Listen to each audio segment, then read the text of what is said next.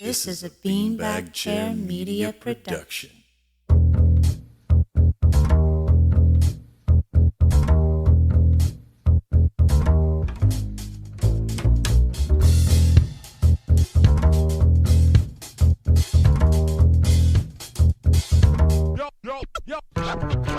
Hi guys, and welcome to Anime Noise. I'm Garrett. I'm a performing musician by trade, graduated with a bachelor's degree in music production, and have been binging anime for almost 2 decades. And I'm Emily. I'm a classically trained violinist and have been indulging in the animes since I was a wee little human. And this is an anime review podcast, where we help the new viewer decide where they want to start while taking the superfan on a deep dive into the overlooked realm of music and sound effects.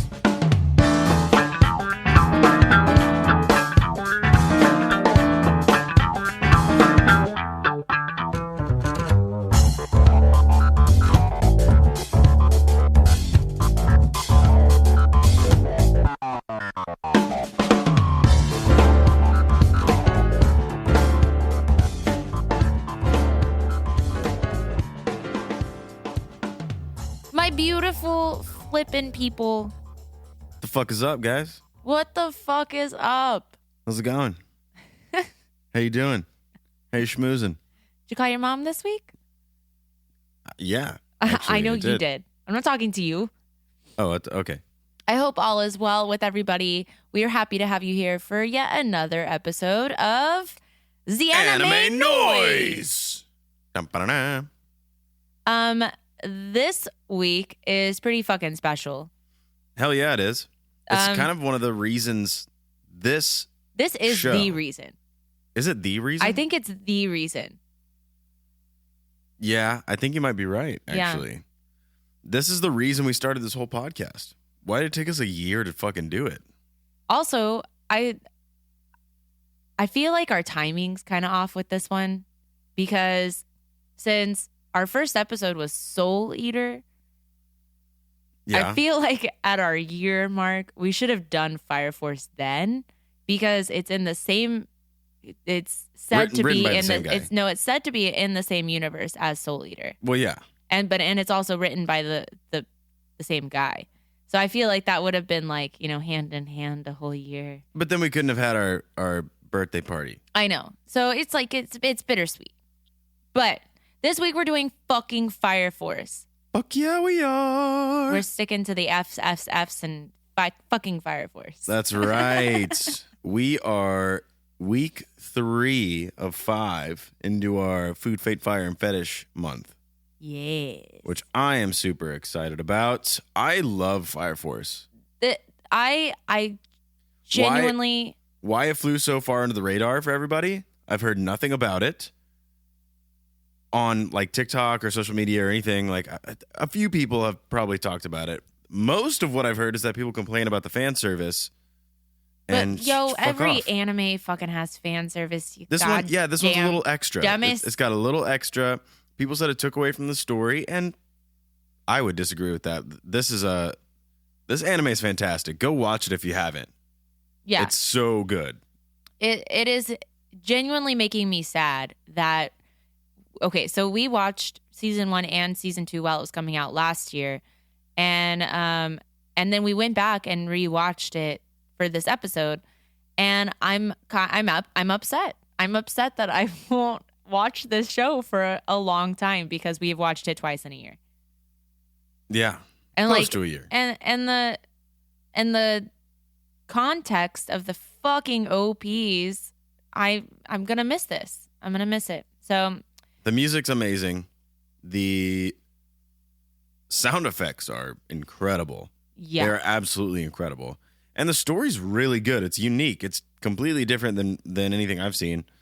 And I think you guys should watch it. Totally flew under the radar. It's kind of sad, but we're going to hype it up. We're hyping it up. Sure. It needs more hype. Yeah. It does not get enough. Here's our hype, bitches. Don't be a pussy about fan service, okay? It's bottom line. Grow up. I don't understand how you can even watch anime and not appreciate fan service at this point. Who doesn't love boobs and butts? Even man service, I get it. I'm not into dudes, but I get it. And that's what's good about Food Wars is it's not just women. Well, yeah, we're not talking about Food Wars today. Hey, we're sticking to Fire. it's still the Force. same month, okay? That's fine. We talked about Soul Eater. I know, but that's because that makes sense. All right, let's get into it, shall we? Fire Force Season 1. Or In no Shobutai. The translation is Flame Fire Brigade. How do you know it's Flame Fire, not Fire Flame? It's NN. Who knows? This aired July of 2019 to December of 2019. Has 24 episodes at 23 minutes each. The genre is a post-apocalyptic, but also read that it's post-apocalyptic. They gave a good reasoning, but I was like, why? Why do we have to be so specific? Seriously. It's also shonen, sci-fi, and action. Definitely all of those. The summary: weird shit is happening in this 198th year of the age of the sun. There's such a thing as human combustion, spontaneous human combustion, that keeps mysteriously terrorizing the citizens of Tokyo. And it's up to the firefighters who use fire to put out these fires and figure out what in the F fire is happening. Yeah, they're fire soldiers. But they're also, they fight with fire. Fight fire with fire. That's like, there's so many fucking I had a lot of fun writing this summary. little plays on words here. Idioms? I don't think they're idioms. That's the wrong word. I don't know. Words I don't are know hard. the literary term for it. It's just a lot of fucking F's. There's a lot of alliteration A lot in of here. F's. What the F, David Blaine? So the studio is David Production.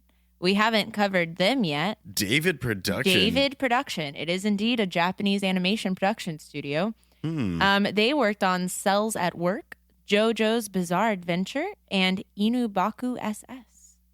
Cool. Yeah. I haven't heard of them. Not that I've looked them up. Yeah. I haven't seen any of the other shows that they've done either. Other than Inubaku SS. We haven't watched that yet. Yeah, we did? have. That was the one that I was literally just talking about a couple of days ago, unknowing that they did the same studio. It's that one where they, it's the rich people who live in this like condo and they have their little spirits, their fox spirit. I've never seen that. Yeah, we have. No. I made you watch it. Nuh-uh. Yeah, huh? Uh-uh. You goddamn dummy. I'll watch it again and be like, yo. Oh, wait. Yes, I do remember now. I do remember now. Yeah. Yeah. Well, that's how memorable that is. Oh, I like that anime. It's okay. Now that I think about it, we've just seen so much this year. I know. Okay. Well, All glad right. we're all on the same page Now there. I do remember, actually. Okay. It was licensed by Funimation. The director is Yuki Yase. He did Mekaku City Actors, Hidamari Sketch, and Honeycomb, the OAV. And he was an episode director for Puella Madoka Magica, Durarara, Fate Extra Last Encore, and the second season of the Monogatari series. I don't know why you keep putting OAV. It's OVA. There's ONA, OAV, and OVA. I don't know what a OAV. I don't know what an OAV is. You don't even know what an ONA is. Well, I know what an OVA is. Yeah, well, that's fine. That's not what this is. What is an OAV? I don't know, man. I just Original animation video. They just switch the letters. probably. I Makes just no look sense. on what the things give me. Okay. Be consistent, guys. Because her notes are so inconsistent to me. It's not my fault. They drive me crazy. You do the goddamn research. All right. Enough fighting between us. We're not fighting. We're fighting. The Proving sound a point. director for this amazing these sound effects are so fucking good. I know he didn't technically do the sound effects. He's the sound director, but it's the same one as Food Wars. Can you believe that? Talk about Food Wars. Let's not talk about Food Wars Their anymore, name Garrett. is Jin Ake Tagawa. Sound director. Yes. Good job. The sound effects. This is a surprise. Yeah, Guys. this is a huge surprise. Their name is Yasumasu Koyama. You know what else they did? You know what else they did? Rascal Does Not Dream of Bunny Girl Senpai. But only one episode? No, that's our Bunny Girl Senpai episode. Oh, I'm like, what the Okay. You should make your notes, like, instead of me reading your thoughts, because God knows what's happening up in that brain. You gotta, like, decipher this shit for me. I just need you to be on the same wavelength as me. Get on my level, bro. I don't know if they make drugs for that. Rude. You should want to be on whatever drug I'm on, okay? Seriously. All right. Oh my God. Well, yes. Yasumasu fucking nailed it. He did. These are incredible. They It give is me so chills good. every time you even like get in a fight. One of our Instagram followers actually messaged us and was like, "This is the reason I got into sound design." And that's Was a because beautiful thing. Of Fire Force. It's the reason we wanted to talk about sound effects in general. And we pretty much waited a year to talk about it. But we did pull up some videos for our YouTube playlist. Our favorite sound effects. Yes. One in particular. This has been going around the internet a lot. But Benimaru, one of the characters, the leader of the 7th division of Fire Force, his sound effects are fucking perfect. The attacks that he uses, what they did, I'm blown away. Like, this is the standard. This is the new gold standard for sound effects is Fire Force. You guys killed it. Killed it. I think before we even, we'll talk about the original creator first, and then I'm going to show you guys the sound effects because I've been dying to pull this up. We're going to do this first before we get into any music. So, Emily, talk about the original creator. So, of course, Atsushi Okubo, the writer of Soul Eater as well. So you know all about that fool from our very first episode. Yep. Fire Force was actually his last manga that he created. So far. No, this is his last. So far. No. I'm telling you that he said this was the last manga that he was writing. So far. Why do you keep telling me that? I mean, he's not dead yet, so he could change his mind. You're right, he could. But I'm pretty sure when you put out press releases that say, this is my last one, you're probably going into retirement. Until the next time he's like, oh shit, that's a good idea. Let me do that. I'm giving up on retirement, guys. I'm back. I'm like, why do you keep telling me no? Like, he specifically said this is his last one. Yeah, so far. Okay, I'm done with you. I'm cutting your line. He's not dead yet. He's not fucking dead. I didn't say he died. I said this is his last manga. Exactly. So far, he's not dead. Good gracious. All right. Let's get into the sound effects. Fuck yes. New segment, sound effects segment. I guess let's do Benimaru first because I did just bring it up. This is about a minute long. It's the scene where he's fighting in a demon infernal, and he kicks his ass. He does. Episode 14. So this is the infernal who became a demon. This is the white-clad demon, right? Yeah.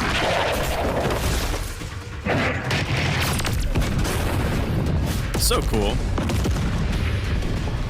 They All of these sound nailed effects. every explosion.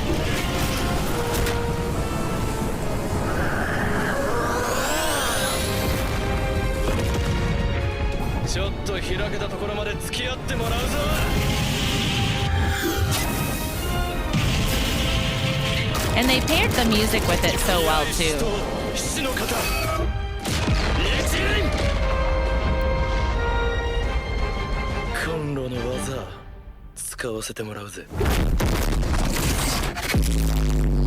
What the fuck? Epic. Like, if you're not like... That was so cool. It was so cool. One thing that I did notice, too, about all of these explosions and the fucking lasers and shit like that, tip for any sound designers out there, if you guys want to make an explosion sound even better, add debris, add rubble, add the other shit that's getting... Like, create your world. Yeah, because if you get fucking smashed, if you get exploded into a building explodes, you're not just going to hear the explosion, you're going to hear all the other shit that's crashing around you. The things that make it sound realistic and things you don't think about. Glass shattering. Which I think they do a good job in this one. I mean, you didn't hear the rubble in this because they were literally in the air. Well, yeah, that's what I mean. They did a really cool job capturing the essence of the power to make it feel so powerful that they create their own physics. Yeah. The sounds of their own physics. Very cool world building just with audio. I was blown away. I was blown away. So the more you watch it, the more you'll hear when they crash versus when they're being attacked in the air. Yeah. I love it. You could even hear his cape flapping. Yeah. It's cool. No, they did an incredible job with sound design. It keeps you like bound to the show. And it stays incredibly cohesive throughout. There's different sound effects for each character, like in what's happening, the situation changes, and how the they sound use design their powers, changes. their fire. They all use fire, but how they use it gets a little bit of its own unique audio fingerprint. Yeah, like essentially. Arthur's plasma sword has Yeah. a different effect than Shinra's devil's footprint. Or even the villains with the chick that controls electricity. Mm-hmm. They can control people's minds and stuff. Yeah. When she can actually use her power versus when the plasma sword interrupts the power, gets two different sound effects. Yeah. Very, very, very well done. Lots of effort put into the sound effects. I'm blown away. And the next video that we're going to show you, this one's my favorite one. This is where Shinra has, I think it's his second Adola link. But the way that they put it in, they combined the scene of him like having this really creepy Adola link, and it's where he sees his his feet are turned into just a skeleton. Yeah. And he's having that Adola link, and the sound design isn't just like the normal sound. They added in, They warp it. they did, and it just sounds epic. It sounds epic. It's so many cool sci-fi tricks and techniques that they just take and run with and create their own world with it. It's amazing. It's the best sound design I've probably heard in anime. Yeah. It's super, super good. It also gets your adrenaline going whenever you listen to it. But enough of me talking about it. Let's listen to it.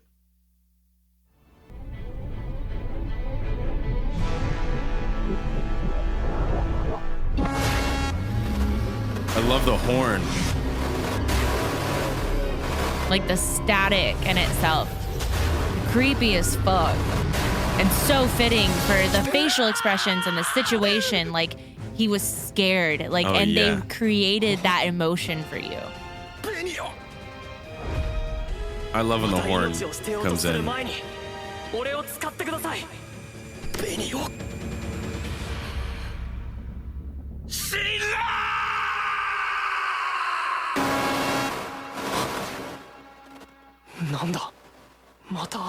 He's like, oh fuck, something's happening. Oh my god. It's so good. So that was just a few seconds of this compilation of Adola links. The video's in our YouTube playlist, so go watch it if you'd like to. It's gonna have a bunch of spoilers, so if you haven't seen it, just go watch the fucking show. It's so good. It is. You will not be disappointed. I have not met anybody who, in my real life, the internet are all trolls. So I haven't met anybody who's watched the show that I have talked to about it that has said that it's an awful show or they're I haven't even taken back from the fan service. Yeah, the only bad, the only negative comments that I've heard or seen on the internet has just been about the fan service. So, who cares? And if you're into that, hell yeah, that's not bad anymore. So I guess that's it for the sound effects so far. Unless we think of some more that we're gonna play for you. Those are the only two videos that we have. Go watch them. Now it's time to dive into the music part of it. The most epic part of it. Yes. I'm so excited. Actually, for this one, I would say it's the second most epic part of it because the sound effects are the that sound good. effects are that They good. are that No. good. But even in the OST, they did a lot of sound design too. They did. Actually, yeah. I can't wait to talk about the OST. We're going to do things a little different because there's only one OST for this series and there's 24 episodes. So there's 2 openers, 2 closers. So we're going to do an opener, half of the OST, a closer, the next opener, half of the OST, the rest of it, and the last closer. Yeah. Can't wait. Let's go. All right. You want to talk about Inferno? No, you talk about Inferno. I want to talk about Mayday. Well, that would... Okay. Whatever. So then I'll talk about the second ending or the first ending as well. Okay. Cool. Got it. All right. So first opener, Inferno by Mrs. Green Apple. Episodes 1 through 12, it was released October 2019 on the album Attitude, but not released as a single. The album itself reached number 4 on the Oricon and number 1 on the Billboard, which makes my soul happy. Yeah. A little bit about Mrs. Green Apple. They formed in 2013, and 2 years after they formed was their year. They released their first nationally distributed CD, signed with a major label, EMI Records, and their first studio single was featured in Yu-Gi-Oh! Arc 5. Cool. And they never went downhill from there. In 2020, they announced the end of Phase 1 of their career while calling for a break to begin preparations for Phase 2. Oh, shit. And with it, released a best album compilation, and the band members each deactivated their Twitter accounts to, like, go dark and create suspense. Like, they're getting pretty theatrical over there. Seriously. And earlier this year, 2021, the lead singer started his own solo career as well, never stopping with Mrs. Green Apple. And they've only appeared in Fastest Finger Fist anime. The fuck is that about? I don't know. Sounds dirty. Sounds real dirty. And it's all F's again. Yeah. I love the alliteration. Yeah. We're going to talk about them for our last episode about fetishes.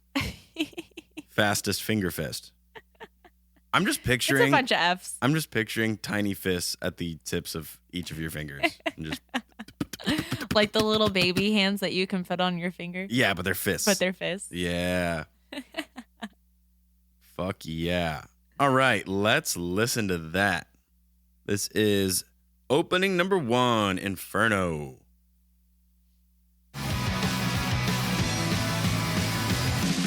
照らす闇僕らは歩き慣れてきた日々も問うた夢は安泰な暮らしだが刺激不足上にダラダラ照らすは闇僕らの歩き慣れていた道はどこだ時はたまにシャッだがぬくもりに包まれたら本音があった This is such a catchy song. It's a very catchy song. Like the way that they flow with their words and like go up and down.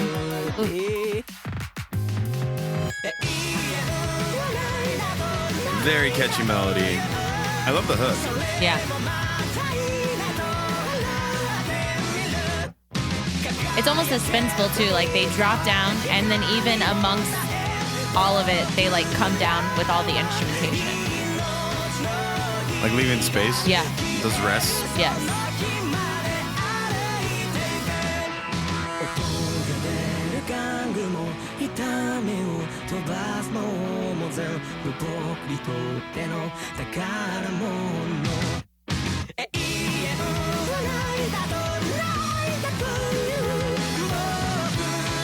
So catchy.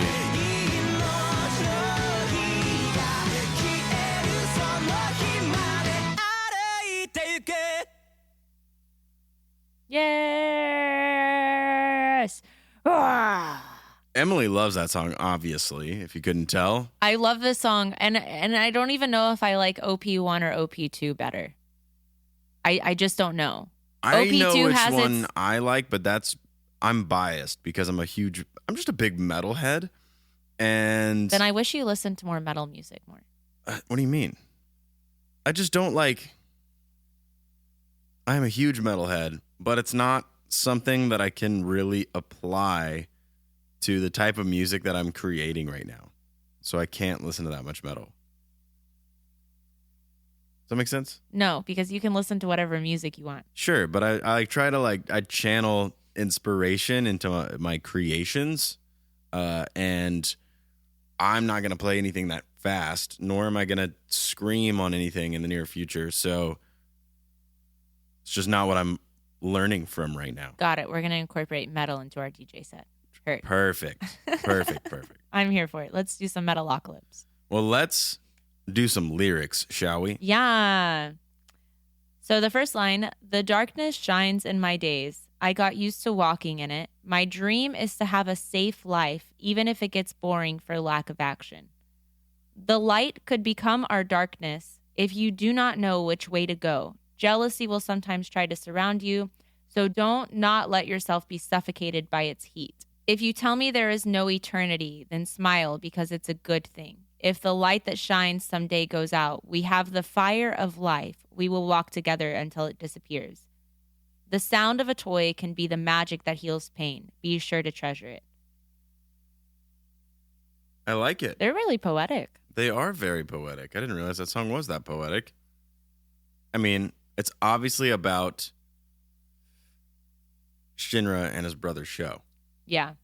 And even, I would even say, like, the Shinra's want to be a hero and protect everybody and use what he can do and what powers he has to save humanity. Yeah. He's like, even if there's no eternity, like, let's just have fun right now. Yeah. Let's live in the moment. It's okay that there may be no eternity. It's a lesson for all of you listeners. Live in the moment. Well, definitely fits the anime. It does. It definitely fits. I give it an A+. There's no question. I give it an A+. Cool. And the fact Check that it off. the name of the song is Inferno, that's pretty spot on. Yes. I mean, this whole show is about infernos. Indeed. Yeah. All right, let's get into the first half of the OST. Yeah. Do you have any overall notes? Well, that we got to you talk about the credentials first. You're right. I forgot. Way to jump the gun on that one. It wasn't me today. I'm sorry. I know. I was excited. All right. This OST was released December of 2019 on the DMM music label. It has 29 tracks, a runtime of 1 hour and 18 minutes. It uses a buozokai. I think so. Buozoki, a lute from Greece. Yeah. It's that's hard to pronounce. God, we still haven't found a pronunciator for our show yet. Anyway, the composer, Kenichiro Suehiro, very, very good job. He's also worked on ReZero, Starting a Life in Another World, How to Keep a Mummy, Goblin Slayer, Cells at Work, and Darwin's Game. Man, we haven't seen any of those. Nope. But I am impressed with this OST. I am as well. I'm actually more excited to talk about the second half. It's all good, like pretty much all over. But there are a couple of critiques that I did have. But Emily, you ready to get in some overall notes of the OST? Yeah. And we go over mine first? Yeah. Cool. One thing I do love is the military kind of timbres that they bring in. The marching snares, the percussion, it all is very, I mean, this is a military brigade, essentially. It's a squad that goes and fights fires. They're fire soldiers, so they got to make it sound soldiery, and they do a great job. The phrasing that they use is very, very heroic, and I'm glad they use a lot of brass in this OST. They do. I love the use of brass. It reminds me of the same approach, or a very similar approach, that was used in Full Metal Alchemist Brotherhood, at least for a few of the songs. It reminded me a lot of that. The comical relief songs, those pieces, they put some serious effort into them. They didn't make them just cheesy, which I really liked, and that surprised me because I heard the cheese, I heard the humor, the comic relief, but it didn't make me dislike the song. As a matter of fact, one of my favorite ones was a comical relief song. They did a fantastic job. They didn't slack on it. Let's see, what else do I got? The versatility. My God. So much versatility. And this was only by song 10. I wrote versatility down 4 times. As I kept listening, I was like, holy shit. The instrumentation is super smart. Some of the symbolism and stuff that they use, very good job. Again, versatility. I wrote it down again. Great at subtleties. They didn't overdo anything. They withheld a lot, I think. At times, that would be a little bit of a critique. It's like they didn't overdo it, but at times I wanted them to like give me a little bit. Yeah, Give me a little bit more. Go off. I felt the same way. Again, versatility, not much as far as musical story. It didn't follow the anime series, this OST. I didn't like listen to it and go, oh, this is Fire Force. This part. As it goes. And again, I wrote down versatility as my last note. Jesus. And that was by number 29. So, yeah, one of the biggest critiques that I have for this is the lack of wow factor. There is a little lacklusterness to it. For how good it was, it didn't give me the one song that I was like, oh fuck, that song's amazing. It didn't give me the 5 songs that I was like, oh fuck. Like there are some things that I starred and picked as favorites for different reasons, but none of them were it got like an A, maybe even an A-. If I know we're only supposed to compare the songs to themselves, to the rest of the OST. Mm-hmm. But after listening to this much music and doing this many episodes, I can't help but compare it to other anime. Mm-hmm. And yeah, it didn't have that fucking super wow factor to me. Well, do you think that maybe they didn't have that wow factor because they didn't want to take away from the sound effects? Because think about it, if they had done something a lot more louder, boisterous, more busy, that would have taken away from the effect of the sound effects, because they did play music. Depending on where it was, yeah. Yes. I mean, I think that's a good point. That is a very good point. We're kind of dissecting the series as a whole. So if the pieces make up the wow factor, which was this anime, and this anime it deserves a super wow factor, then yeah, they could have. I always look for music that can stand alone and blow my mind, which it didn't quite do. And there were some tracks that did. They definitely could stand alone. I think I definitely agree with you that it was a standalone lackluster. Like there was for like a hot minute, I didn't really have a full start until track 11. Right? Yeah, I wonder which. Yeah, I didn't have a full start until track 11. That's how. Like, and they put most of the like cheese comical relief at the very beginning of the OST. So there was a lot of time of listening to songs that didn't really blow my mind or really like get me excited about writing. The OST was very fast. I found myself writing very fast. And so I have a lot of typos and a lot of words that I probably won't be able to read. I'm going to be dissecting my own handwriting. But one of the things that I noticed about a lot of the songs is that a lot of them tell their own story. Like, they do. And they do it with like emotional motifs to describe the situation. So I felt like they did a really good job in that way. Again, lacking that like, oh, wow, that was fucking awesome. In a lot of the tracks, but I did find that it had movements throughout some of the songs. Yeah, I also like the groupings of timbres. Mm-hmm.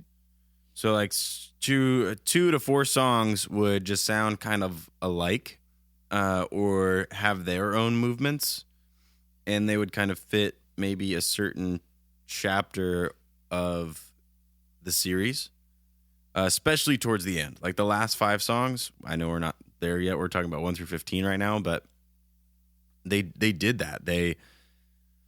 It fit the entire chapter of what they were going through, and each piece had its own movement, and they all fit together. So they did kind of group them very well.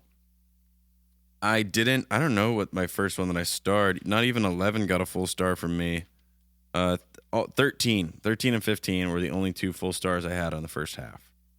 Okay. But I did have a lot of half stars and a couple little things like number 4, I starred for Preston because I wanted to show Preston, because that is that choir composition, that choral composing. Yeah. They did a fantastic job with dynamics. Yeah, the as dynamics well. are great. The dynamics are really good. You used the word versatile a lot, which my last note that I had was one of the most versatile OSTs that we've heard. Yeah. But I used the word certainly a lot Certainly. in my notes. This is certainly something. Okay. This is certainly something. And it's because you can hear what the song is meant for. Not only does the title kind of give it away as well, but there's a lot of the tracks in here that I distinctly remember from the anime, which is good. And it also helped that I listened to the OST while we were finishing out the anime. Yeah. So that was nice to be able to relate it back to the anime, but the standalone part of it is. That's the only part where I'm like, damn. You could have put in a little bit extra to make it an epic thing to listen to But while you're you're right. cleaning the house. It may have stepped on the toes of the sound effect. design. Yeah. So that was kind of my only thing about it. But I liked the OST. It wasn't my favorite OST. But No, it's liked not my it. favorite OST, but I am impressed by it for different reasons. Yes. So let's get into the stars. You already know mine. My full ones were 13 and 15. Although I do have to say this as overall for the OST, the first and the last songs were great choices. Yes.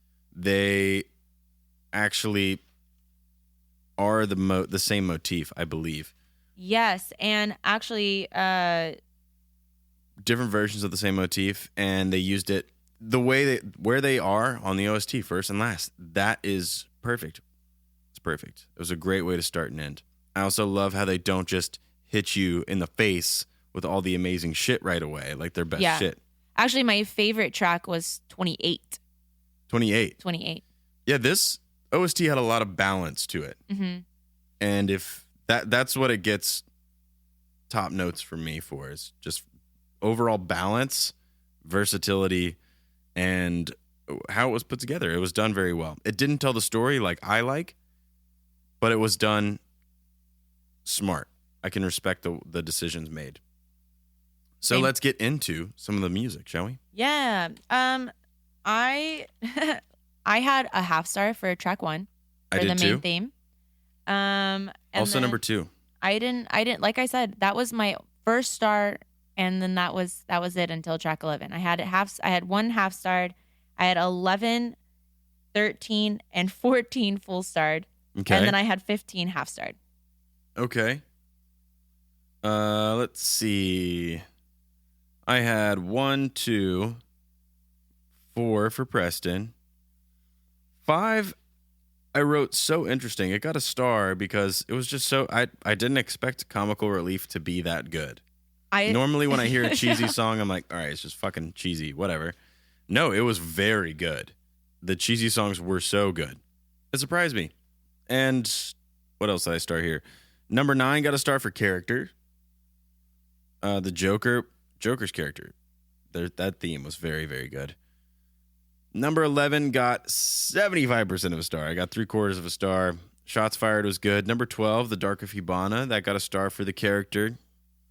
And 13 and 15 were my 2 only full stars. But 14 also got a little note for just how different it was from the rest. Track 15? No, 14. 14. I had that one full starred. You had 14 full starred? Mm-hmm. Did you have 15 full starred? No, I had it half starred. What about 13? I had that one full starred. We had we had 13 was the only one that we full starred together, and then you did a 3/4 star on 11. Well, then let's just play 13. Okay. But we need to talk about our stars. We do need to talk about our stars. I So, kind of already did, but very briefly. Well, I did not. Which one would you like to talk about first? I'd like to talk about number 1. It's the main theme. It's the main theme that we that comes at different variations throughout the OST. That's I true. think it's kind of important to talk about that one. Let's do it. So on the main theme, I said that the percussion sits at such an awesome volume and timbre on top of the strings. It almost sounds like a snare that goes all over the place. The piece is so intense as it builds, and the brass and strings blend incredibly well with each other in their own melodies. And then I said, did they just put the track in reverse? At the 2-minute mark to lead back into the main theme, they did this thing that like kind of warps the phrase. Part of the melody sounds like something heard in a spy movie, and it seems incredibly fitting. I'm not sure why. Yeah, some of them it does. Some of them had a lot of spy movie. One was called like Undercover or something like that. I think it was in the second half, where it did have this very James Bondy kind of Mission Impossible tone to it, which was kind of cool. It was very sly. Number 1, though, I love the militaristic rhythm of this piece. It's very sly. I even wrote that second note. The digital percussion, or really just the hi-hats that they use, are placed very appropriately. This piece is full of mystery and urgency, but also confidence under pressure. I love how much of the digital timbres are used, not overused, and utilized well. Again, that balance. That build at the end was super, super cool.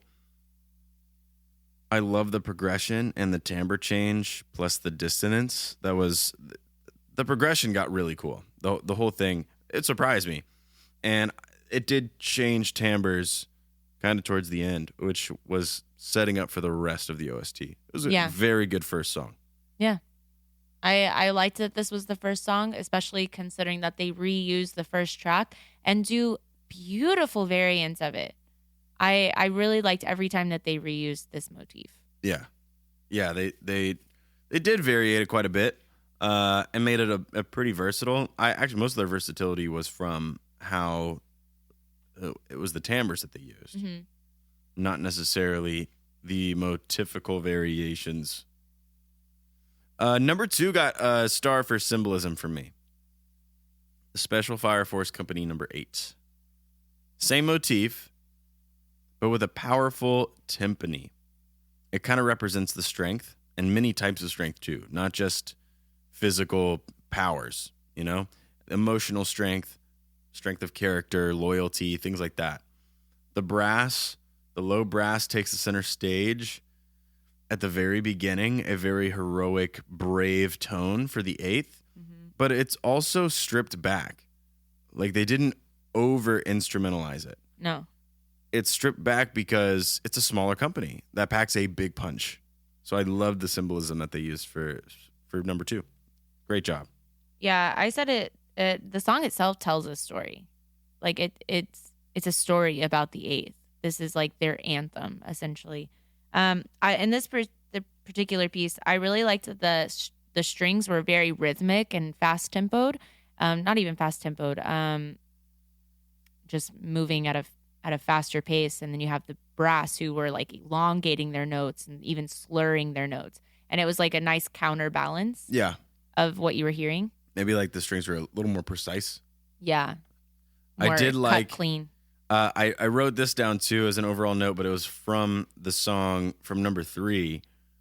If I had heard this music during a fire, I would feel comforted. Oh, yeah, yeah.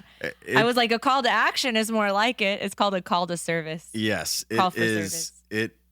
The emotional impact of this music, such a good job. That's the overall goal of the OST anyway, and they nailed it.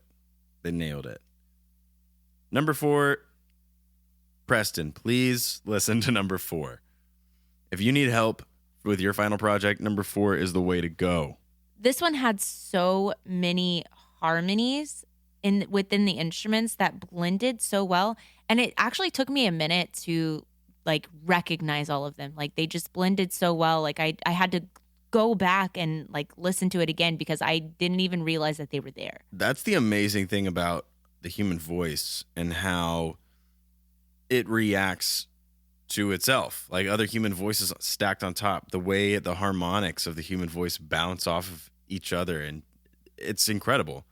That actually reminds me of a TED Talk that I had seen of a choral composer that I will also add to the playlist, the YouTube playlist. So you guys can watch that too if you want to learn about a choral composition and how the human voice reacts to each other is actually kind of right at the beginning of YouTube, and where like sending files over the internet. This guy talks about how he had always composed, and he had never done a remote composition before, but he wrote a piece and he sent it to a bunch of singers all over the world and made like crazy, like hundreds of singers, hundreds of instruments, essentially hundreds of parts. And he stacked them all and composed like groups, like little bubbles of people that all make up one composition. Yeah. It's very, very cool. I will add it once I find it. Well, that's all I had to say about track 4. That's all you had to say about track 4? Yeah. Okay. Well, then we get to number 5, which was the cheesy song.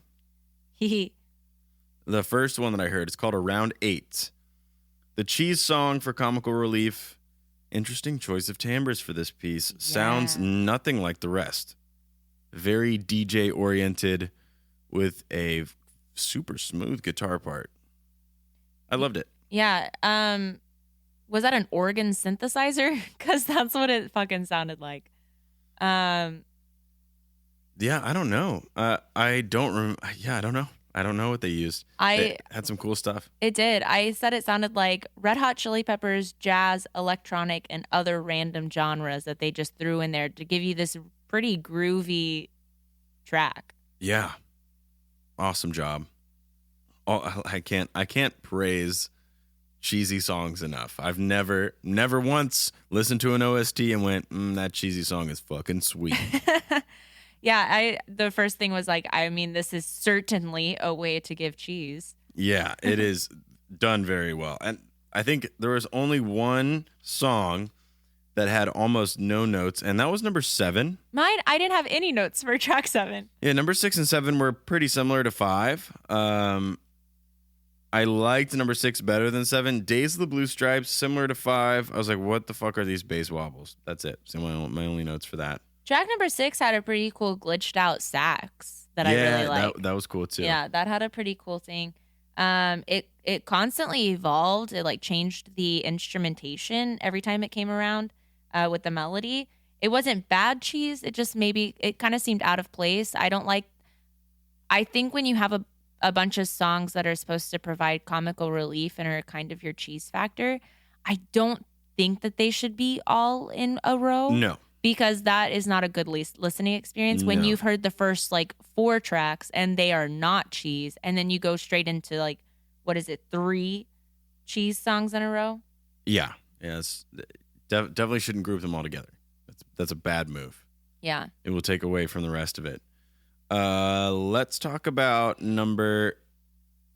I think Dax wants to say hi. Oh, Dax, you want to say hi? You say hi talking to the microphone. I want to right now. He does not want to right now. You don't want to say hi to the people? No. But he came out to help with the podcast. He did come out to help with the podcast. He's emotional support. Yeah, emotional support. He helps me edit sometimes. Yeah. Yeah.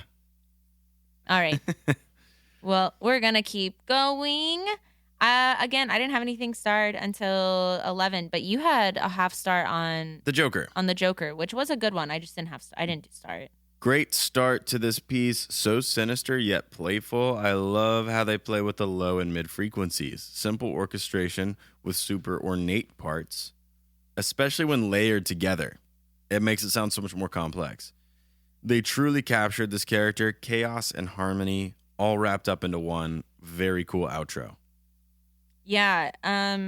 It almost had like a tango type feel to it.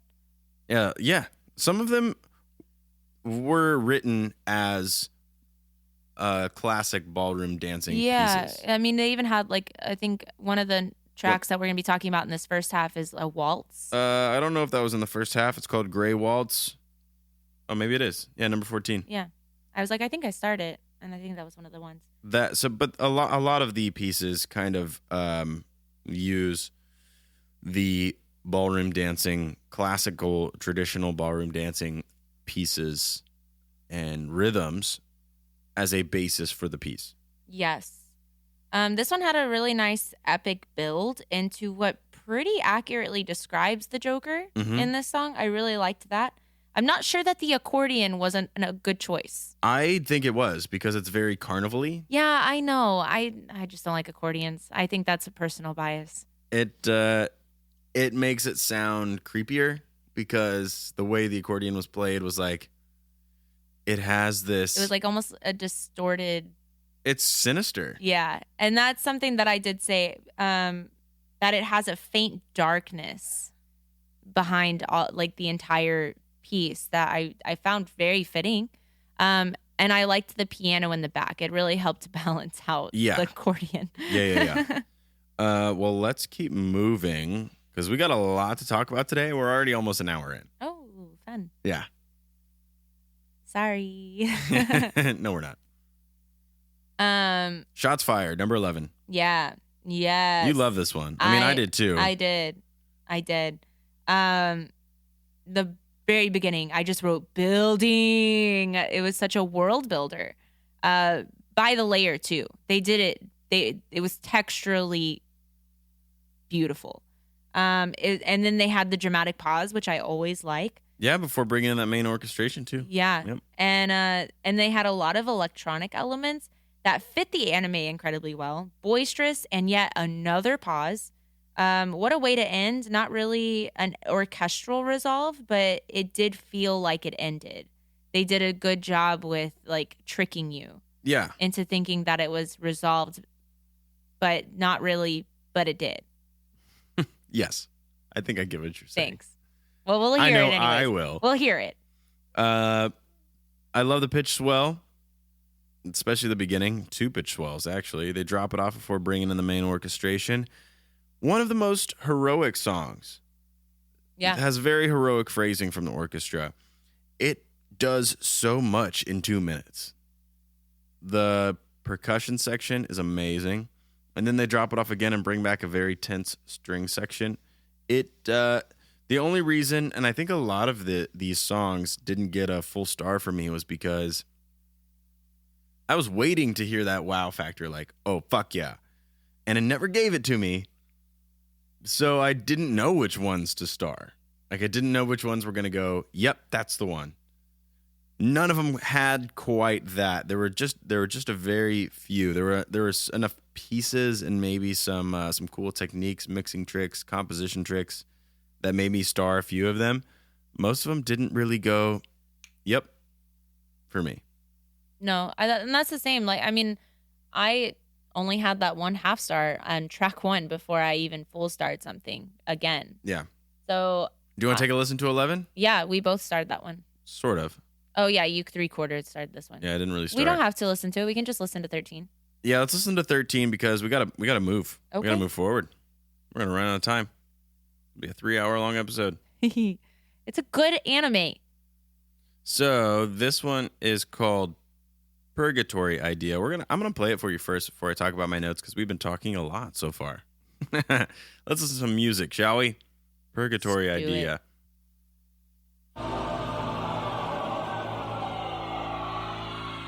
So cool. So chaotic. It sounds like souls trapped in hell. That's what I said. It even has this like ancient feel to it. Yeah, they do capture some ancient mystery here.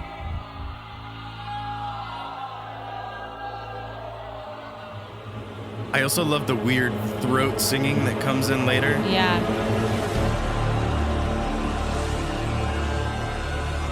But see, this is like part of the OST sound design that I was talking about. They did a good job. The throat singing. They did a very good job like incorporating it into the songs and keeping it different than the sound effects in the anime.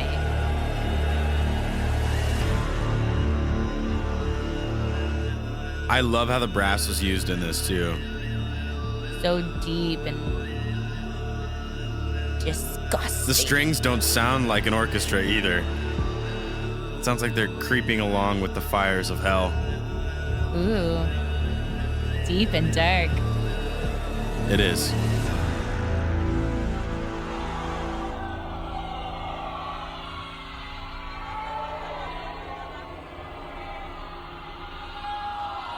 These are like the people of purgatory screaming out to you amongst the piece.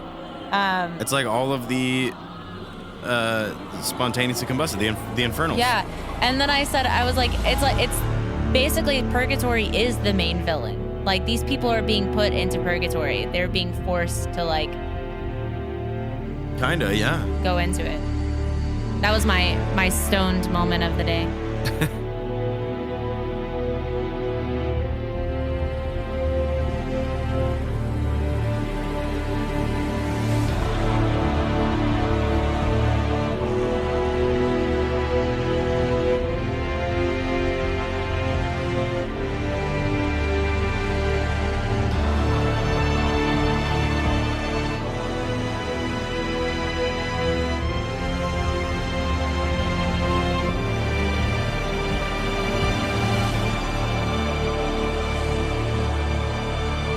So creepy.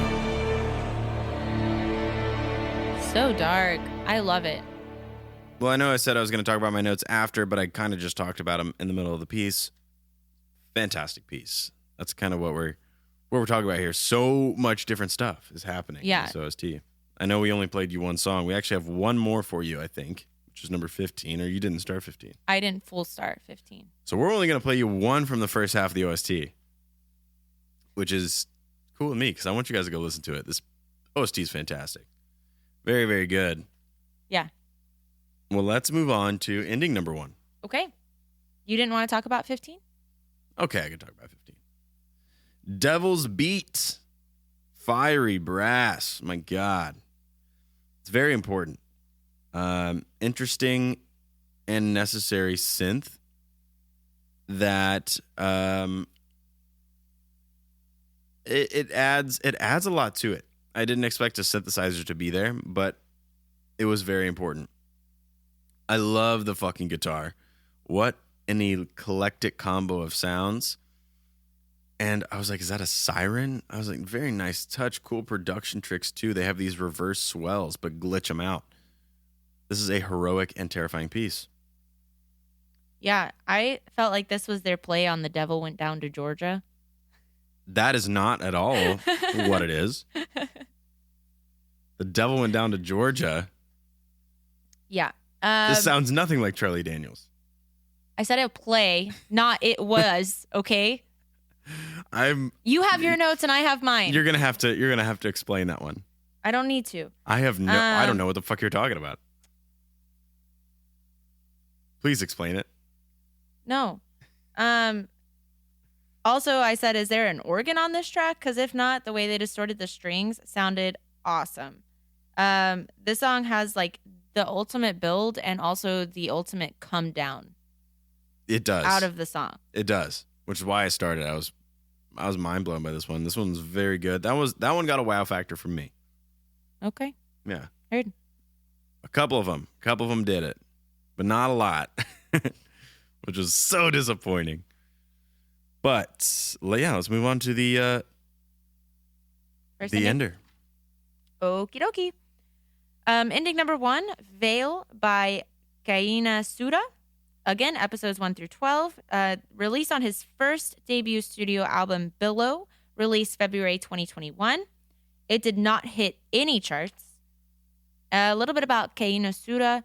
He started making music under the name Balloon in 2013 using Vocaloid software and didn't start using his actual name until 2017. He started as a lover of the drums, even went to the Kunitachi College of Music, but dropped the drums for guitar partway through. He's also featured in both Road to You ONAs.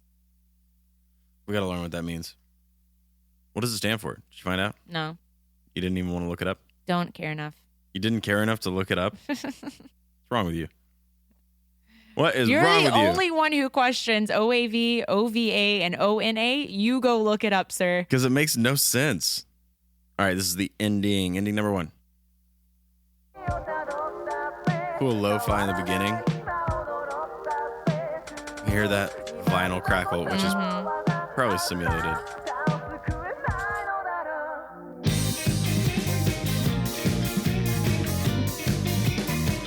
Very mid-heavy. It sounds vintage.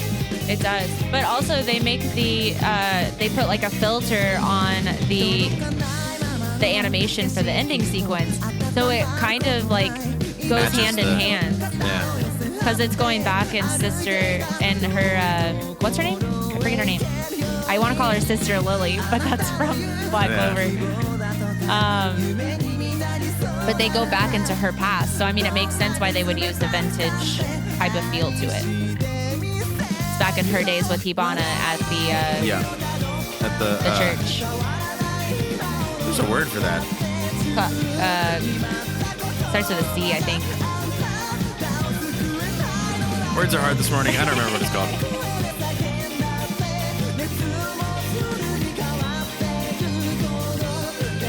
Convent. Convent.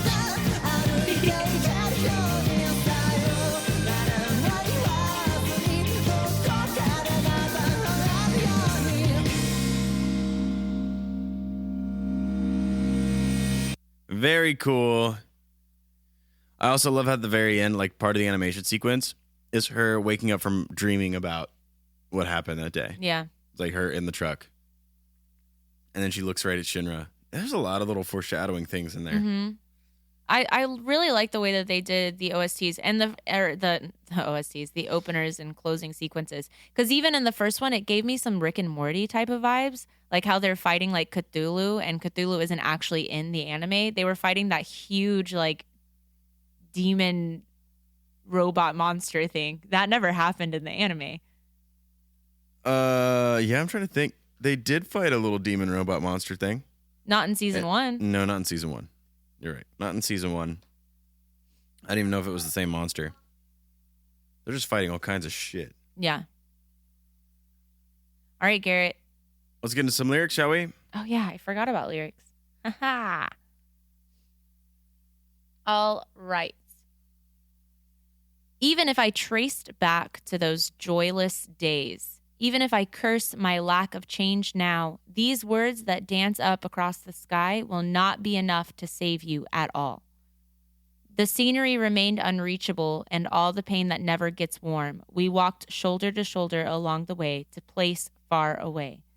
All these things like hope, you tell me, or the ideal you dream of, no matter how cold they are, I'll love them. Even if I weakly scream, the night becomes feverish, so that even if these hands are separated, I can walk again. I won't say goodbye. I hope it won't end without reaching you.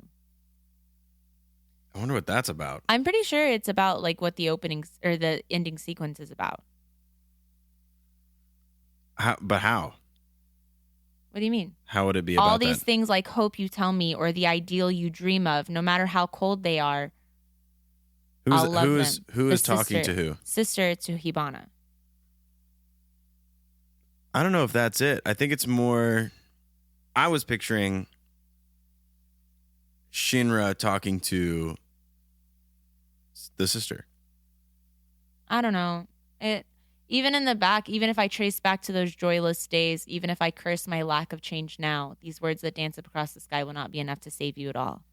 I think it's like talking about that day that she dreamt about. So maybe she's talking about the people that died. Maybe. She's talking to the people that died. Maybe. I I don't weird. think this one has anything to do with Shinra. It might not. I think it fits. I think it fits as well. The music It is doesn't fit as well as the others, though. This is the least fitting one, in my opinion. okay. I can see that. I like how in the transition of how the song starts, that can blend into almost every scene with that lo-fi kind of beat and like the low talking, like how they bring it up.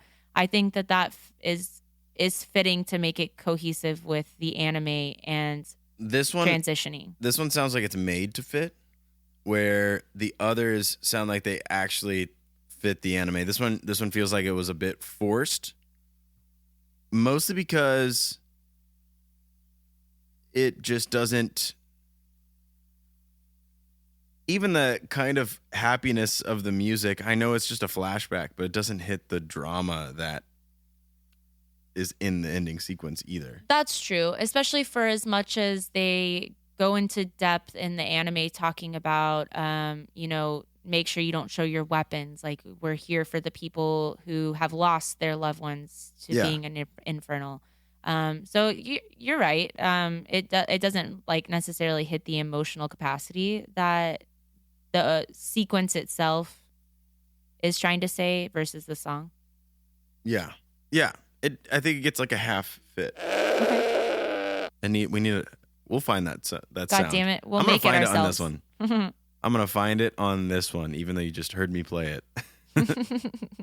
Just know that was post-production, and I found it while I was editing. Not while I was recording. Okay. It's time to move on. Let's do it. It's time to move on to opening number 2. Mayday by Cold Rain, featuring Rio from Crystal Lake. It appears on episodes 13 to 24. It was released November of 2019 as their 5th single from the album The Side Effects. Not surprised it didn't hit the singles chart on the Oricon. It's not pop. Rolls eyes. Yeah. I was kind of mad that this didn't hit the charts. It makes sense. It's a pretty heavy song. It's the heaviest anime song I think I've heard, actually. That's not true. That wrestling one that we watched it wasn't Baki. It was. Oh yeah. Yeah, no, it's Kengan Ashura. Kengan Ashura. That one had a fucking hard hitting OP. That one's pretty. I really like that one. The whole OST was basically metal. Yeah. The album itself was the lowest charted at a peak of number 21. Yeah, which is still pretty high. Well, it was like that was their lowest charting. Oh, their lowest charting album. Yeah. Oh, okay. Well, Cold Rain formed in 2007. All of the members from other bands. In the next year, they had their first nationwide tour, 2008. They have toured almost exclusively in Europe, the US, and Japan, attending festivals such as Vans Warped Tour and Download Festival. They also played at Nippon Budokan. Pretty dope. We know a lot about Nippon Budokan if you listen to Naruto. Mm-hmm. Our Naruto episode. We missed out over the pandemic because they released 3 live DVDs on YouTube temporarily to entertain the fans. Oh, shucks. Oh, fuck. Oh, fuck. The lead singer, Masato Hayakawa, stated Linkin Park and Incubus are his influences to record music. And the band's lead guitarist composer said this about his songwriting. It is essential not to forget why a song is cool. The song itself needs to have holding power. And only then is there meaning. I don't know what holding power is.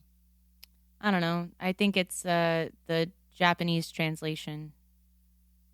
Yeah, I have no idea what the fuck that means. I think it means that it needs to hold its own, essentially. Okay. Why a song is cool. Yeah, no, I don't understand what you meant, but I think there's a language barrier there. They will be releasing their first single in 2 years on September 17th, which is tomorrow. Fuck yeah. They have constantly evolved over the years with their sound. Their first album was this alt-rock post-hardcore.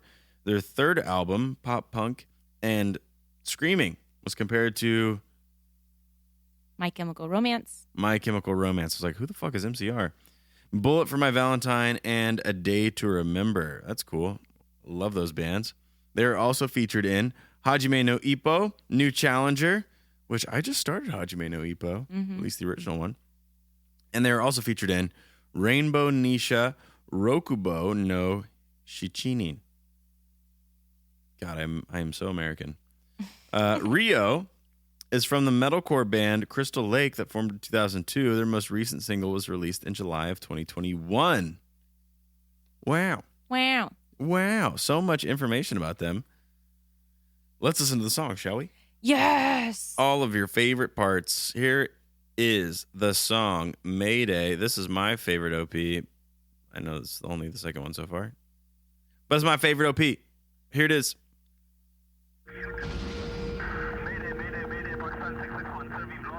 And I like how they included in like something you would get from like a call from like a dispatcher call.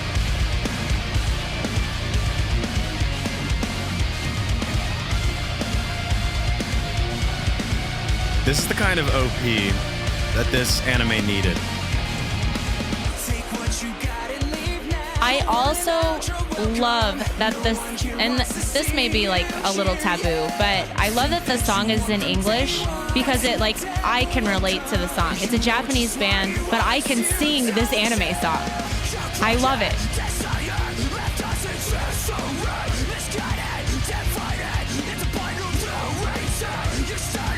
Singing might be a stretch, but you're right.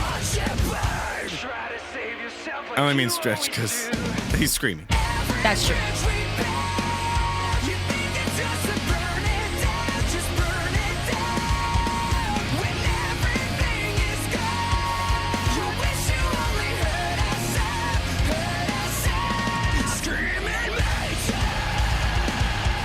This song fucking hits hard.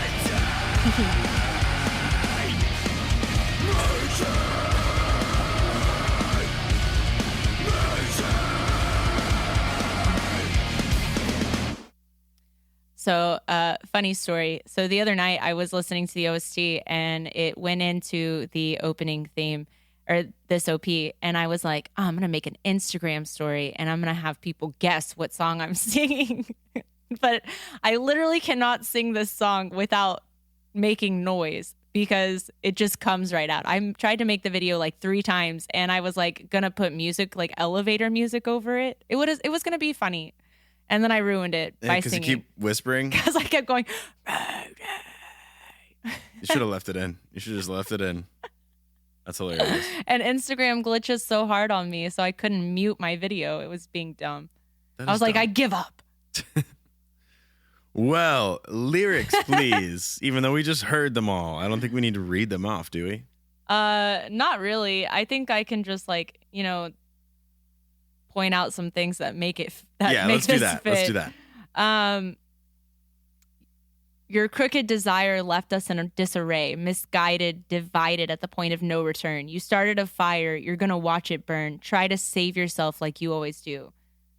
Also, I love that this song uses the word fuck in it.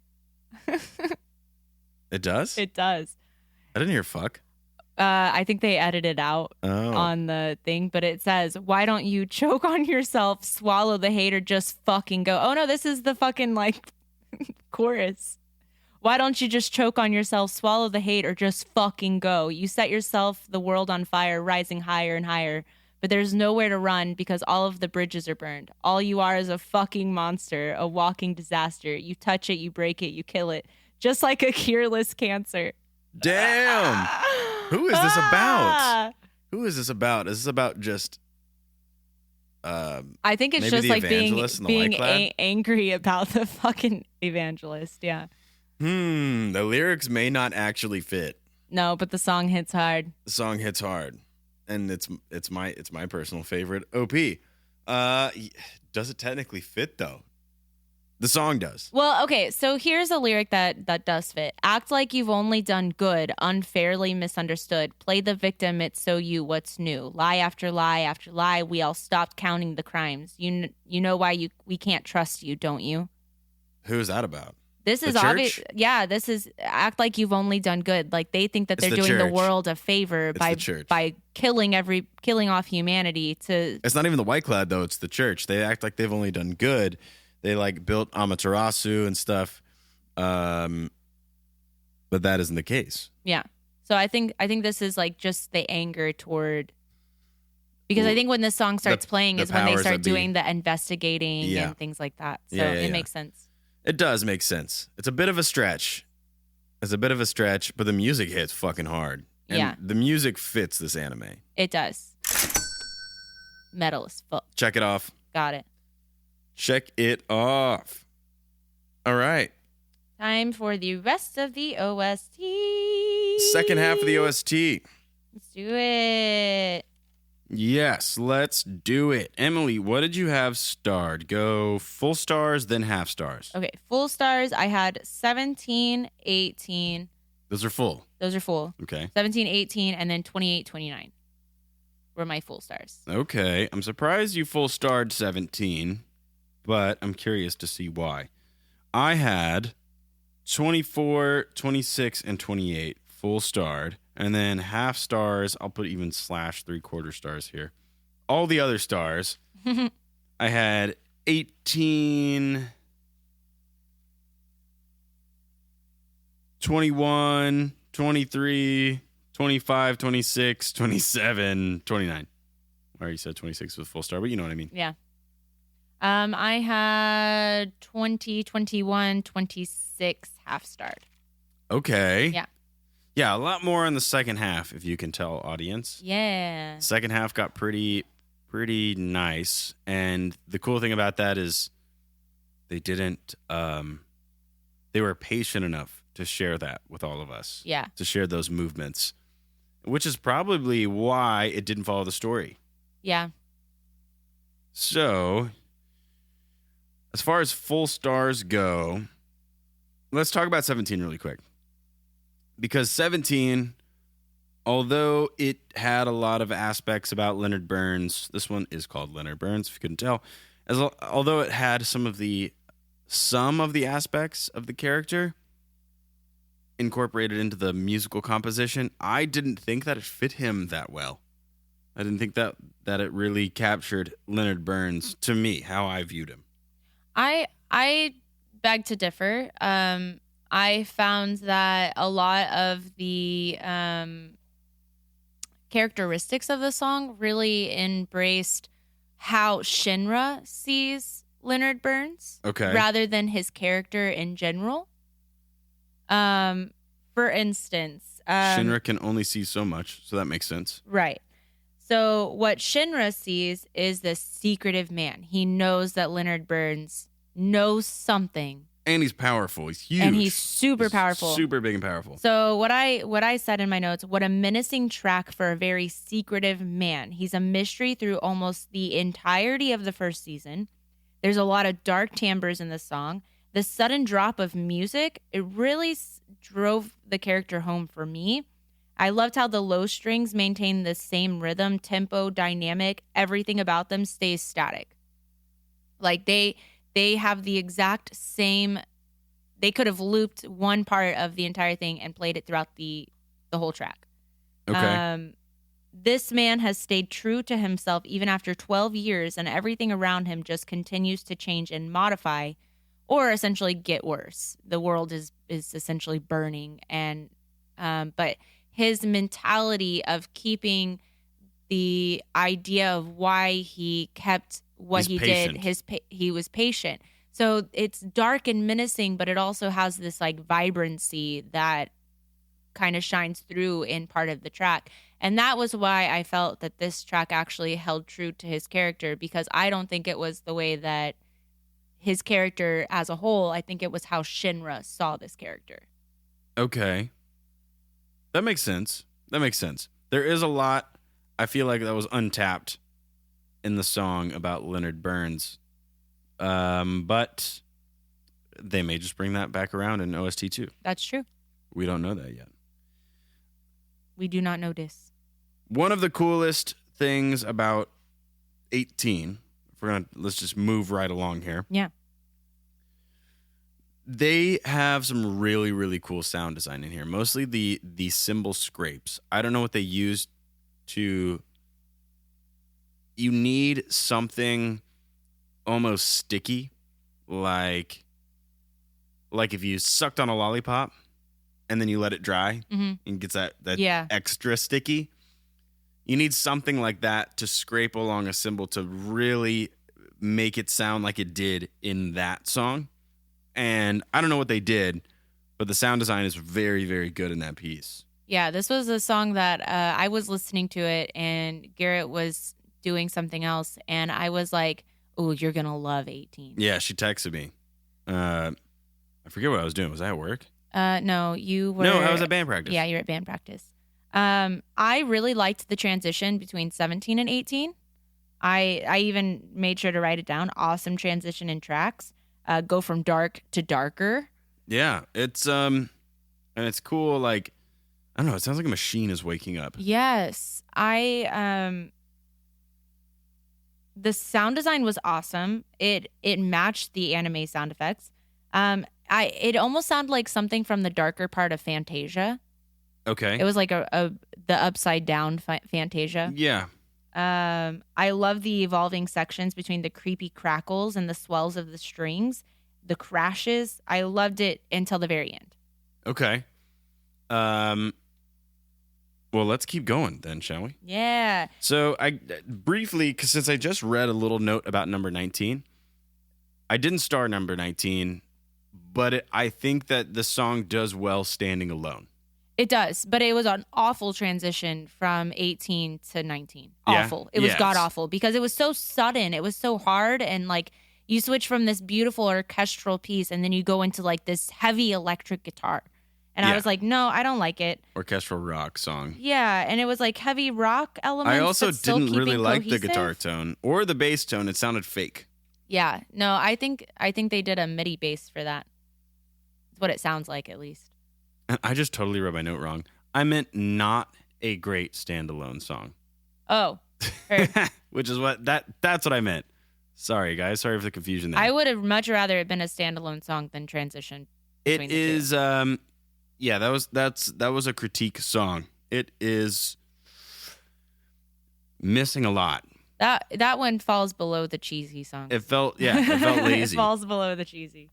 Moving right along though, I didn't really have a whole lot for 19 through about 23, even though 23 got 3/4 of a star from me.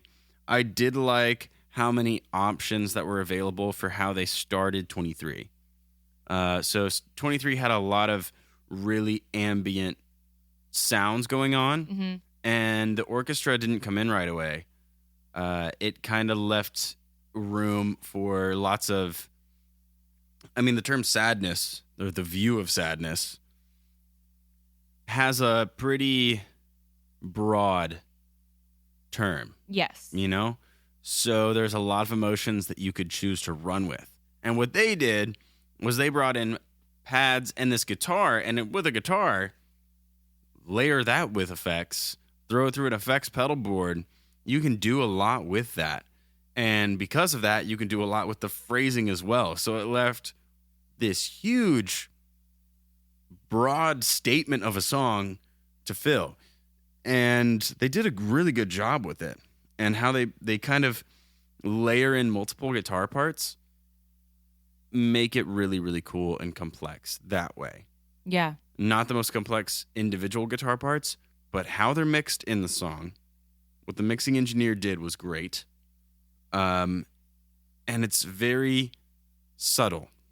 They all sit together well, and they compose that piece with that in mind, I think.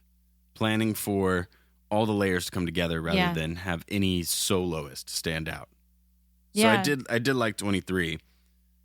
Is there anything you wanted to talk about before my favorite movement of this entire OST? I did want to. I have starred 20 and 21, and 20 I just liked it, but 21 they had that panning effect that I really liked. It's I don't know what pad or percussion it was, but it just danced around my headphones, and it was pretty epic, like listening to it, because I felt like it was like going through my brain. And it just stayed there. And I remembered the song from the anime too.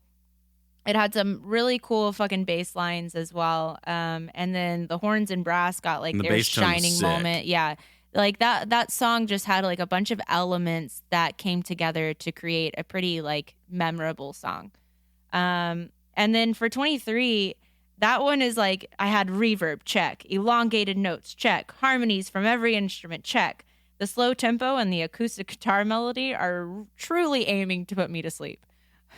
Yeah, there was a lot going on with There's that a one. lot. 21 was cool too. Now, I was just so happy when the end came. Like pretty much starting with 25, because although I starred 24, has nothing to do. It is a cheesy song, 24, and it's actually one of two of the cheesy songs got a star from me because they were just so different than everything else. Yeah.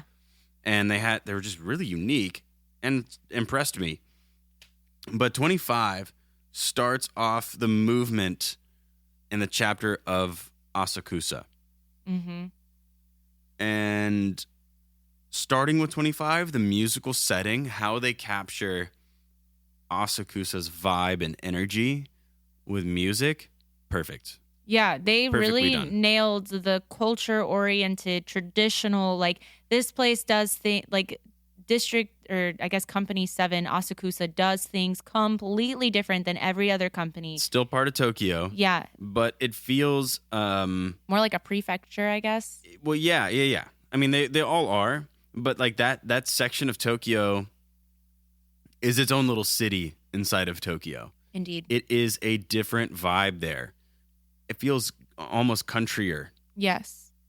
but still, I don't know. There's a little bit of ruggedness Uh-huh. to Asakusa, and they I mean, the fact capture that they rebuild their houses and they take joy in it. Yeah, they take joy in the destruction of it Yeah. because they live in the moment. It's very rugged, and I love the traditional instrumentation.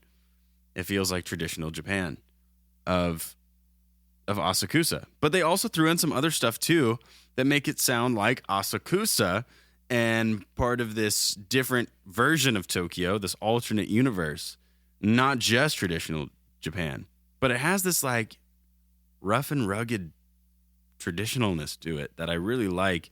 And they left some of those instruments kind of dry and let them speak for themselves. Almost raw. Yeah. It's very cool. Yeah. But then you move from 25 to 26, the Fighting Festival. And that was awesome. The way they change, and again, more world building or musical setting, they just did such a good job. I mean, I love the percussion used. The phrasing is fantastic. What a super fun and invigorating piece. Subtle effects that were very tasteful, as this is a pretty complex and, for lack of a better term, more intimate setting. It's a little like get to know your neighbor, so to speak. Everybody knows everybody. It's a way to bring in more complexity and energy at the end too. Like, they just did such a good job. Loved Fighting Festival. That got a star from me. Yeah, it got a half star for me, but I loved that they put sound to every working part that is included in the Yes. Fighting Festival. Yep. So I said it's a whole process that involves multiple working parts. I loved the melody changes between the instruments and just layering as the song continued and evolved. I said yes, period. Some cool tribal stuff type things happening here that really like bring the song home. Yeah. It makes it feel like home. Asakusa is home. But then we keep going right along, and it's followed with number 27, Burning Disaster. And I knew where this song goes in the anime, like right when I heard it. It has this anxiety, which Full Metal Alchemist Brotherhood captured very, very well. And this is one of the songs that reminded me a lot of FMAB. Tons of shit going down all at once. There's hits which feel almost random. And as you listen to it, you're like, those are in rhythm, but you're like, oh shit, something's happening over here. Shit, something's happening over here. Here's some more important shit. It's the same spontaneous combustion that's happening to everybody. So the hits are the same, but it's happening randomly and they don't know why. Yeah. And there's a level of like, we need to keep calm because although shit is getting crazy, we have to stop it from hitting the fan. You know, the shit is not quite hitting the fan. It's about to if we freak the fuck out. The events are spread out, those hits. They spread the hits out enough to where it feels like it's capturing the musical setting of what's going on in the scenario. The main event comes in and everyone gets moving.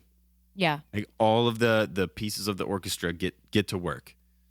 And they do just a great job symbolizing that scene with music. Yeah. Loved it. Yeah, there was no build to that song. No, there was no just build. started. They went straight to the point. It was such a way to enter, and it was a really fast tempo as well, which really like struck home on like it's a burning disaster. It's a disaster. You need to.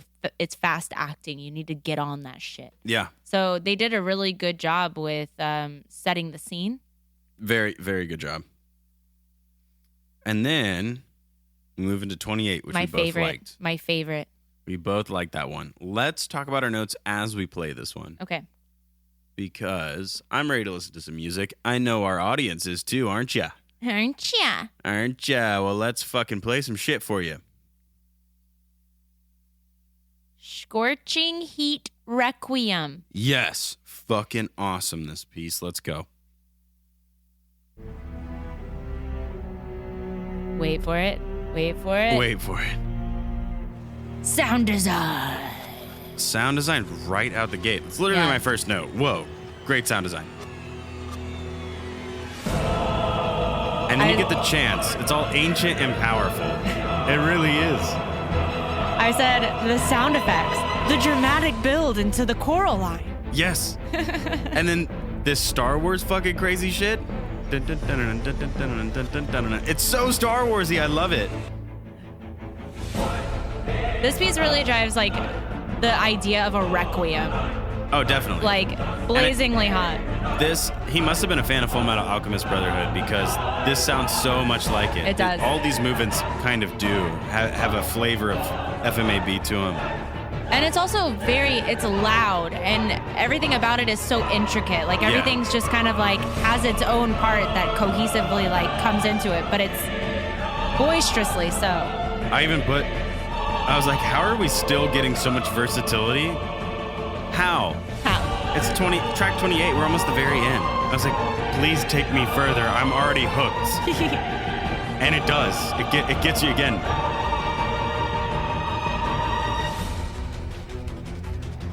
And has this weird like wobble that comes in.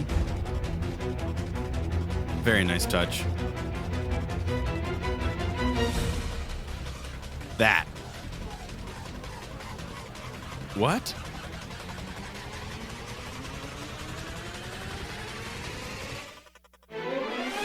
This song fucking drops to the choral line again. Yeah. It does it again. That's amazing. Such a nice touch. The brass is used so well too. Phrasing is so fucking good. Amazing piece. It's almost like the brass are just telling their own story. I said this is a hell of a way to blend the past 27 songs and their instrumentations and styles into this awesomeness. Like he took everything that he's done in the song and the OST so far and just made it into one song. Yeah.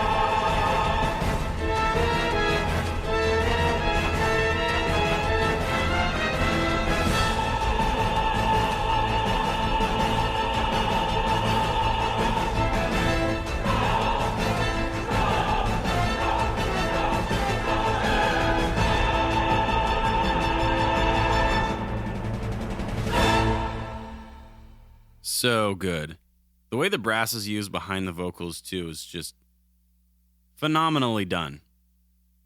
Yeah. Thoroughly impressed me. That one had lots of wow factor that I was looking for. That was, again, my favorite song. But, again, I really liked 29 as well. Me too. That one is called The Bond of Friendship. And I put a little exclamation point by it because it is the slow version of the original motif. And they put it at the very end. Yeah. It was a perfect way to end this OST and to end this movement because it seriously brings the whole thing together. Lots of emotion. It is almost sad, but settles into something very uplifting and eases us out of the energetic final chapter and kind of leaves room for the next chapter. Yeah. Yeah. It doesn't just resolve. Yeah, OST. it leaves you wanting more, but ending it in a way that you feel satisfied. Yes. I said because every anime OST should have a track about friendship. LOL. Of course. Duh. I also loved how raw this piece sounded.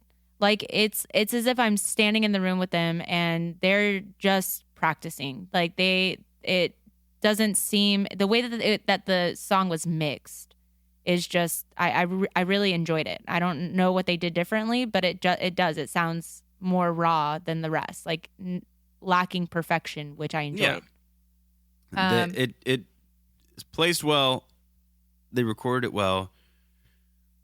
great way to end the OST. Yeah. And you and I shared similar notes because I was like, it's the motif again, but in a more hopeful sense. Yeah. Every instrument is mixed so well to be blended so seamlessly. Even the minor progression has turned happy and intense. The end of the OST entirely was so cinematic. Yeah. Great fucking job. That pretty much wraps up the OST. Yeah. You guys should go listen to it. It is a phenomenal OST. We didn't really play that much music, and there's so much music to be heard. It is like we said, versatile. Certainly versatile. It'll keep you on your toes. It will keep you on your toes. So let's move on to the last ender here. It'll be short because we've already talked about Lenny Code Fiction. We have already talked about Lenny Code Fiction. I fucking love those bitches. Good bitches. You're good bitches. Yeah. Ending number 2, Nonai by Lenny Code Fiction. It appears on episodes 13 through 24 as well. It was released December of 2019 as their 5th single, and then on the album In My Head. It peaked at number 87 on the Oricon. Lenny Code Fiction, you want to know more about them? Go listen to our My Hero Academia episodes, because they have my favorite OP from My Hero Academia. Indeed. Well, let's listen to the end, shall we? Let's do it, because we are almost at the end. That's right. Here it is. Nonai.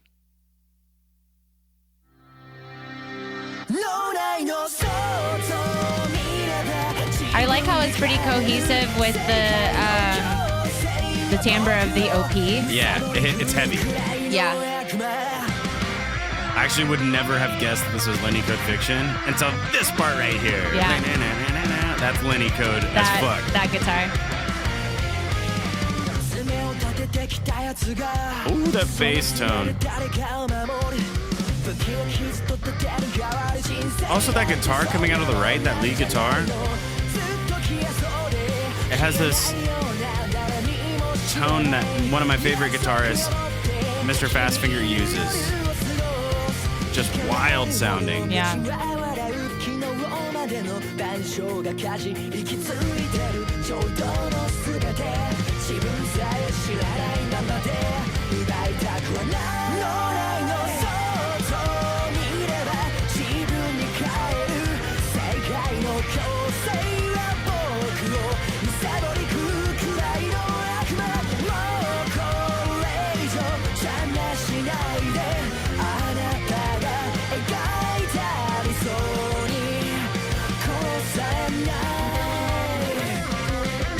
Song fucking kicks ass.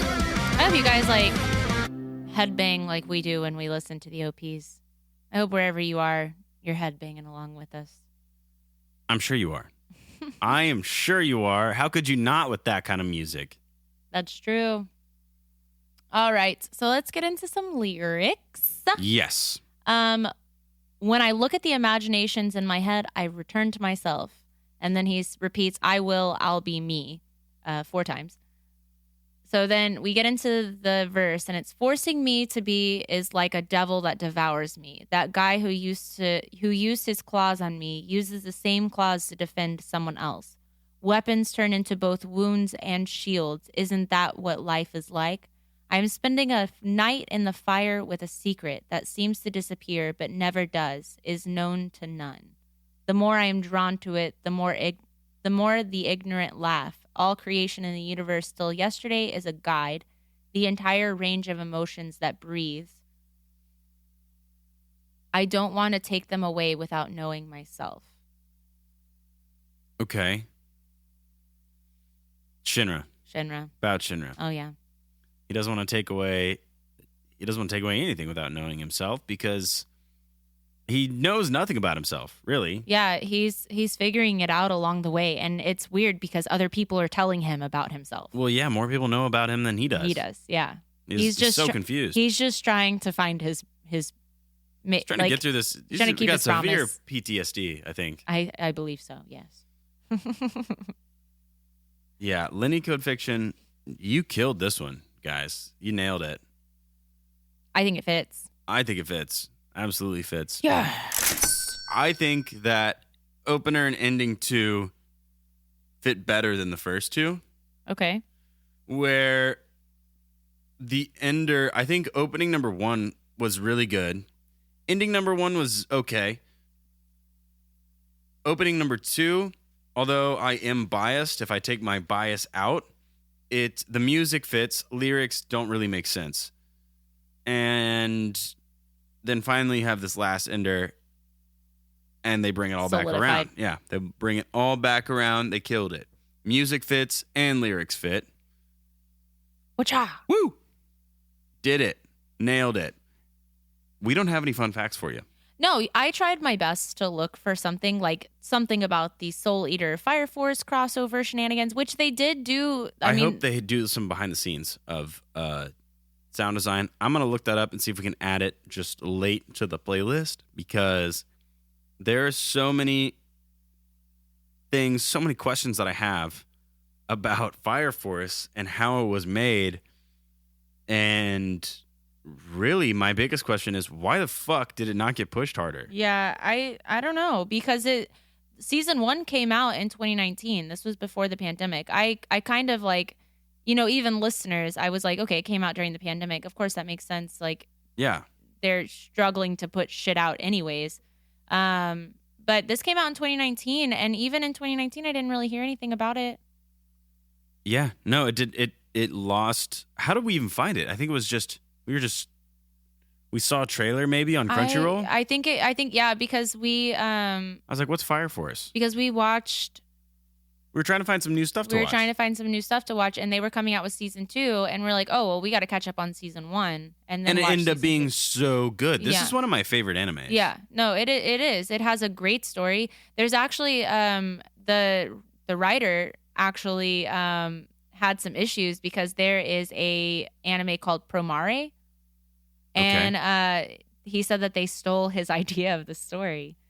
What? Yeah, it's like basically like they're fighting like people who are On fire? on like fighting fires and shit like that. Oh, shit. And I'm like, Well, juicy. Well, we'll have to watch that or read the... Is that just a manga or is I it think it anime has too? an anime as Okay. well. I'm not Well, sure though. This is easily one of my favorites. They did such a good job. You guys should go watch it if you have not. Yeah. Yeah, and I think that's pretty much it. We don't need to talk off here anymore because... We've did that. Yeah, there was a lot of information in this, a lot of things to break down and dissect. And I know we didn't play that much music for you, but I really hope you go listen to the whole thing because it is worth the listen, and this anime is definitely worth the watch. Go watch it. And we are coming up on 2 hours, so I think, Emily, it's time for your outro. Oh, is it my turn? It is your turn. My beautiful humans out in the world, whether you are taking us with you for the ride or you're chilling in your own BBC, we are absolutely thrilled to finally be able to share our love of sound effects. Yes, the sound effects, yes. Anime and music with you every freaking week. Yes, and if you could do just a couple things for us. Number one, obviously, go click the link for the Instagram page in our show notes. Go send us a message. Talk about some of your favorite animes. Tell us a story about an anime that you fucking love, especially if we've covered it. That's why we heard about... What's that guy's name that messaged us? Not sure. I can look it up. Yeah, please look it up. Send us a message. Tell us what you like about anime. See if we have done an episode about one of your favorite animes, or if we haven't, send us a request. We haven't seen everything, and we always take suggestions. And if you're a musician, or at least know something about music, you should come on the podcast, right? You should. That's right. Pick It your was- favorite anime. It was Lav Gooms. He commented on our Monday memes. He also sent us the Demon Girl Next Door. Yes. Yes. And he said Fire Force is one of his all-time favorites, the inspiration for him to study sound design in college. And it's a coincidence because he had also started watching Unlimited Blade Works Nice. around the same yeah. time that we released our episode last week. Well, thank you for sending us that message, Lav Yes, Gooms. we love messages like that. We love also to loved connect. the Demon Girl Next Door. That was hilarious. Yeah, that was hilarious. That was really, really good. It surprised me. But yeah, we like connecting with our audience. So please, if you're listening and you haven't sent us a message, please do so.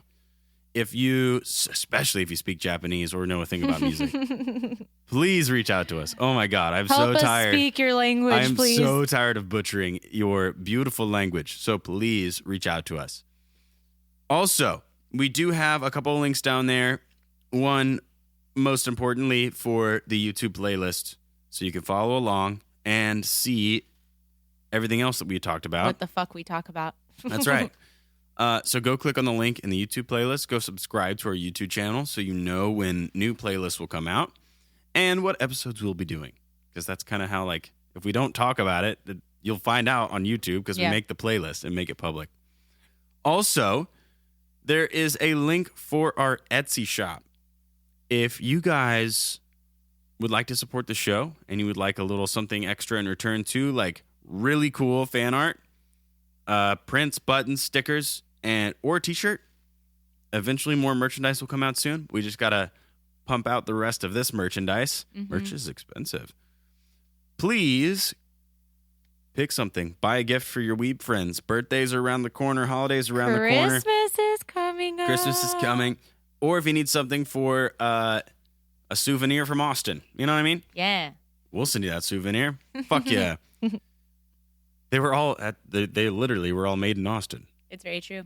Locally sourced. Locally sourced. Farm fresh. Mm-hmm. Fan art. More Fs. We brought it back around. Coincidences. And if you don't need anything in return, just our entertainment, and you're feeling really generous, there's also a link to donate for the show. It's how we can spend more time doing this for you guys. And not work our regular stupid jobs. Yeah. Let's fucking do this forever. Just watch all the anime. Eventually, my dream is to like have an anime theater in Austin that just plays anime. That'd be pretty sick. And a manga library. But that's a dream. I need your money first. I need your money first. So send me money so I can build that shit. And that is it, guys. So what are we doing next week? Oh, We're doing Fate. We're Fate finishing again. out Fate's Day Night. Right. Season 2 of Fate. We're doing Fate next week. And I think also next week we're going to the Ecchi Expo. We are fucking cosplay. We're cosplaying. Just came in the mail. I'm going as, not going to tell you. I'll tell you on Instagram. So go follow us on Instagram. I changed my mind immediately. And Emily's going as, just kidding. We're going to tell you that on Instagram too. Yeah. Yeah. Fuck yeah. That's it for us, guys. You guys have a fucking beautiful week, a beautiful weekend. Stay safe. Don't be dumb. Fuck we shit love up. you. Yeah. Oh, yeah. And tune in next week for another episode of Anime Noise. Bye. Bye. This has been a Beanbag Chair Media production.